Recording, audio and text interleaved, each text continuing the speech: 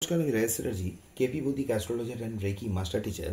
আজকে যে বিষয়টা নিয়ে আপনাদের সাথে আমি শেয়ার করব, আলোচনা করব, সেটা হচ্ছে কেতু প্ল্যানেটটা নিয়ে।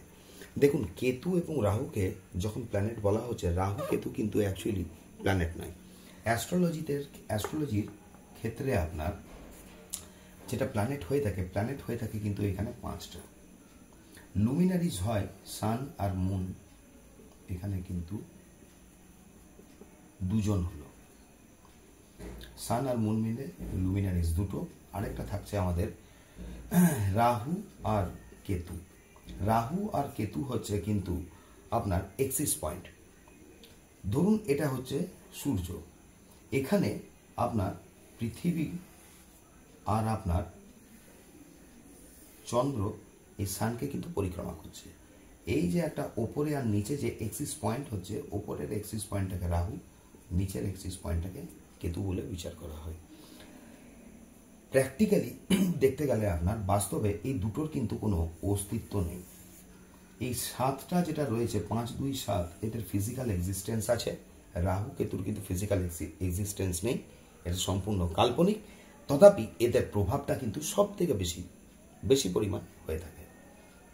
আজকের এই ভিডিওটার মাধ্যমে বুঝতে পারবেন রাহু কেতু কতটা আমাদের জীবনে ইম্প্যাক্ট ফেলে।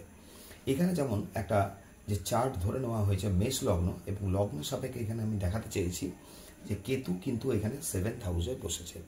কেতু যে কোনো ন্যাটাল চার্ট বিচার করতে গেলে, যখন বা ন্যাটাল চার্ট বলতে আমাদের জন্মকুণ্ডলী বা লগ্ন কুণ্ডলীটা যখন বিচার করা হয়, তখন কেতুকে কিন্তু গুরুত্ব আনতে হবে। এবং প্রথমেই এবার কেতুর যখন বিচার করা হয়, তখন দেখতে হবে প্রথম যে কেতু লগ্ন সাপেক্ষে কোন ভাবে বসেছে, এক। দ্বিতীয়, কেতু যে ভাবে বসেছে তার ডিসপোজিটার কোথায় গিয়ে বসেছে।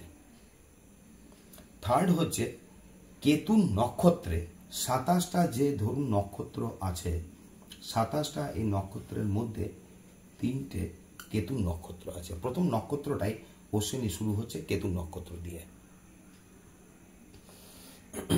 এবারে কেতু নক্ষত্রে কোন কোন প্ল্যানেটগুলো বসেছে।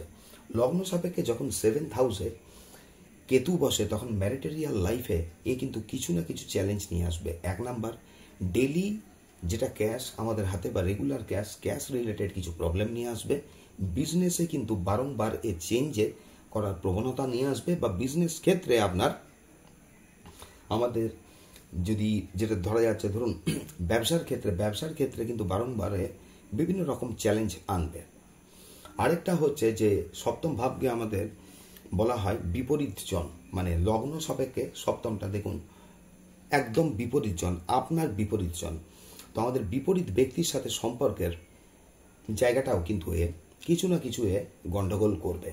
কেতুর ক্যারেক্টারটা অ্যাকচুয়ালি হচ্ছে আপনার, কেতু সবসময় যে কোনো জিনিসকে অ্যাবজর্ব করে নেয় মানে বলতে চাইছি যে কোনো ভাবেও বসুক বা যে জায়গায় গিয়ে কেতু বসবে, সেই ভাবের কিন্তু টোটাল ভাবটাকে নিজের মধ্যে টেনে ওই জিনিসটাকে লাস্ট অবধি কিন্তু কমপ্লিটলি আপনার শেষ করে দেয় কেতু।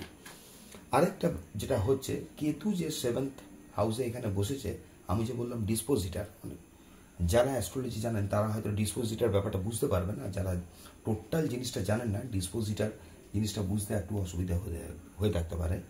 ডিসপোজিটার আর কিছুই নয়, লগ্ন থেকে কেতু যে এখানে বসেছে, এই 7th রাশিটা কি তুলা রাশি, তুলার অধিপতিকে শুক্র, ভেনাস। তাহলে এই শুক্র প্ল্যানেটটা কোথায় গিয়ে বসেছে, এখানে ধরে নেওয়া যাক শুক্র ধরুন এই জায়গাটাই বসেছে, মানে 7, 8, 9, 10 লগ্ন থেকে 1, 2, 3, 4, 6, 7, 8, 9 ভাগ। যদি ভেনাস এই 9th হাউসে গিয়ে বসেছে, এই ভেনাস রিলেটেড, ভেনাস যা জিনিসের কারক গ্রহ, সেই জিনিসের কিন্তু প্রবলেম নিয়ে আসবে।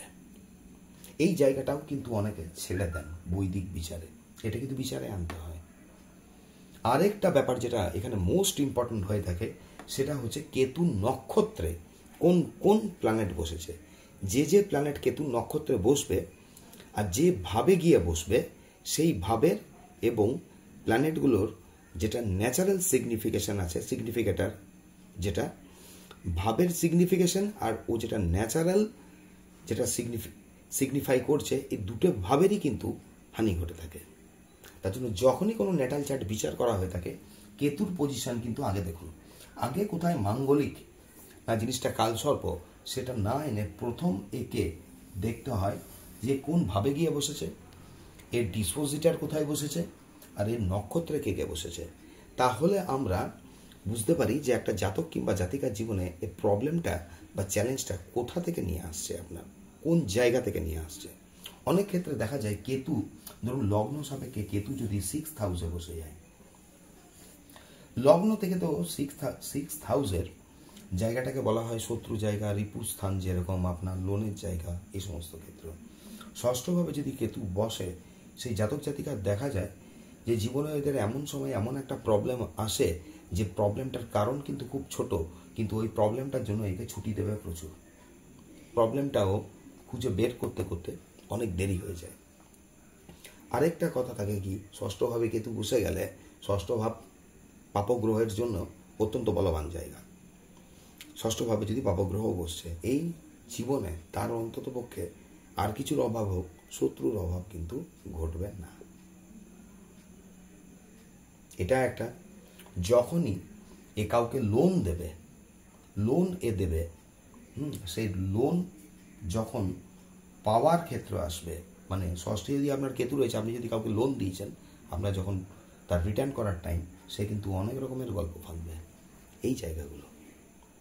তো যাই হোক, আজকে এই কেতু নিয়ে একটা ভিডিও করলাম, যে কেতু আমাদের লগ্ন সাপেক্ষে যে ভাবে বসে, ওইখান থেকে আমাদের কি বিচার করা উচিত, তার ডিসপোজিটারকে দেখা উচিত, আর কেতু নক্ষত্রে যে যে প্ল্যানেটগুলো বসেছে।